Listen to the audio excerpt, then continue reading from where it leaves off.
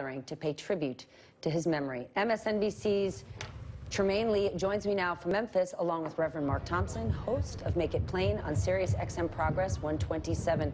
Trymaine, talk us through what's going on in Memphis today.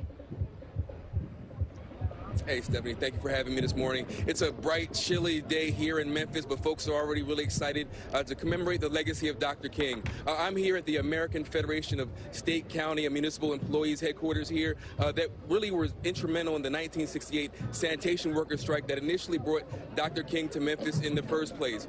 Back then, workers were fighting and pushing for equal pay and equity, but now folks are gathering again. This sign you see here, I am a man. That's what King and sanitation workers were fighting for. About a mile and a half from here at the National Civil Rights Museum, the site of the Lorraine Motel where Dr. King was killed on this day back in 1968. They'll have a day of speakers and speeches with the family members and other people who are here to commemorate. But here again at AFSCME, hundreds of employees and workers already gathered to commemorate Dr. King's legacy. Now, so many folks already know about Dr. King's legacy in terms of civil rights and equity, but he famously said, what good is it for folks to be able to sit at a lunch counter with white people in a desegregated lunchroom if they can't afford to buy coffee or a hamburger? So again, in that legacy, AFSCME workers and so many people here in Memphis and across the country are continuing the legacy that there needs to be equal pay for folks.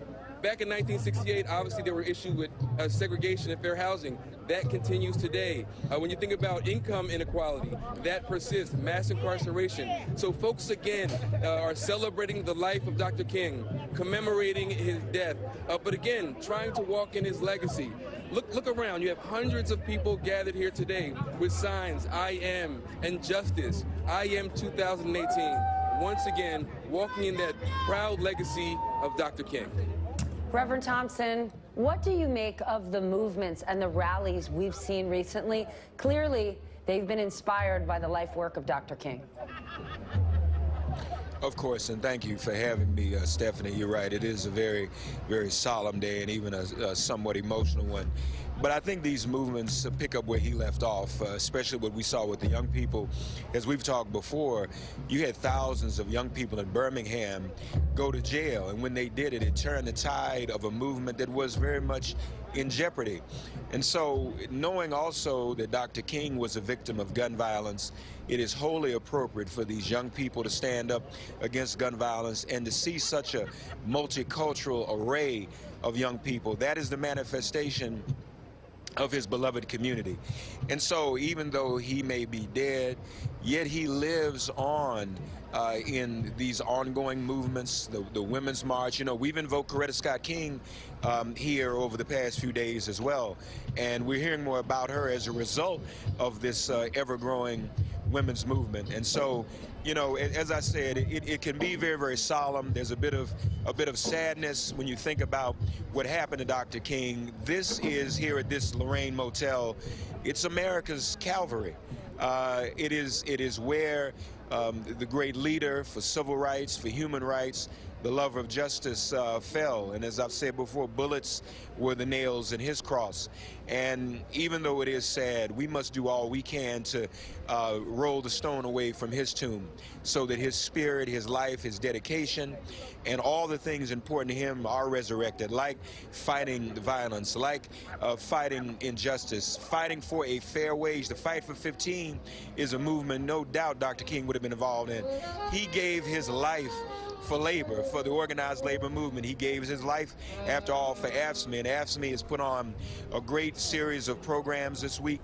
They should be committed. I Am 2018, the National Civil Rights Museum is sparkling, and they've put on a lot of great work, and they're going to have a tremendous program tonight, ringing the bell at 6:01 at the precise moment in which he fell. But again, we must roll that stone away, continue to roll away by registering voters. Every voter that's registered in the name of Dr. King is a rolling away of that stone, leading to his resurrection and his eternal life. He lives on in all of us. Reverend Thompson, I know you're inspired by all of this, and when you talk about the marches, it was less than 2 weeks ago that Dr. King's granddaughter, who's just 11 years old, got up and spoke at March for Our Lives, and she talked about enough is enough.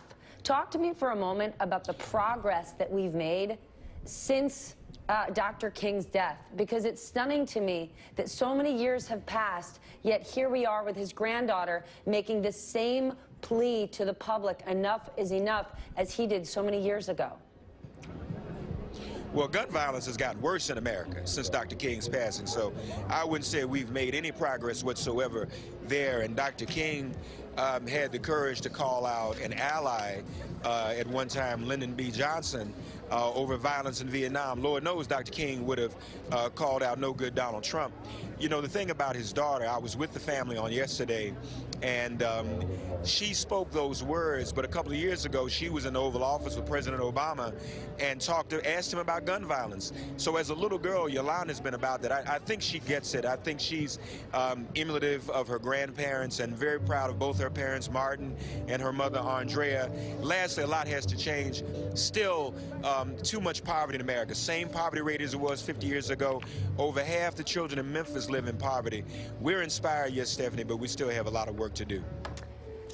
Reverend Mark, thank you so much. Trymaine, thank you. A very, very important day. We're going to leave it there. Stephanie, let me just say, Trymaine and I wouldn't be here if it weren't for Dr. King. We wouldn't be able to even talk on television. That is a great point, and I'm very lucky to have the chance to speak to you both this morning.